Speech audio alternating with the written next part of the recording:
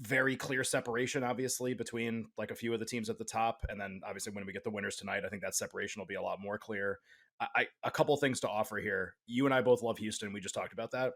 I'm sure there's somebody out there who's like, man, I just watched Houston. I think they're the best team. I think they're going to win. I should bet on them to win the national title because I just watched them and they're awesome. And they took apart Arizona, which is pretty tough to do because like nobody's done it basically the entire season. Houston's path is insane from a difficulty standpoint. It is almost certainly, my opinion, going to be, well, not my opinion on the first one, Villanova, Kansas, Duke, or UCLA. I think those are going to be like, that's probably the really likely path. And I say UCLA because I think there's like a ceiling version of them that maybe can get to the final over a team like Duke. Probably going to be Duke a lot though. And so it's like, all right, what are those 3-point spreads going to be? Okay, well, Houston is about 2.5 against Villanova is like the consensus price right now in the market.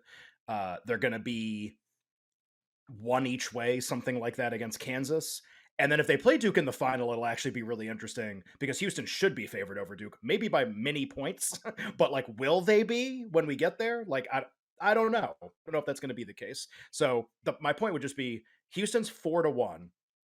Very easy to understand if you parlayed all three of those game outcomes with any, like really the only permutation that you get less value on is if somebody else other than Kansas wins the region and they play them in the Final Four. And even then, it's really close to 4-1. So like my advice would just be, if you like Houston, just keep betting Houston.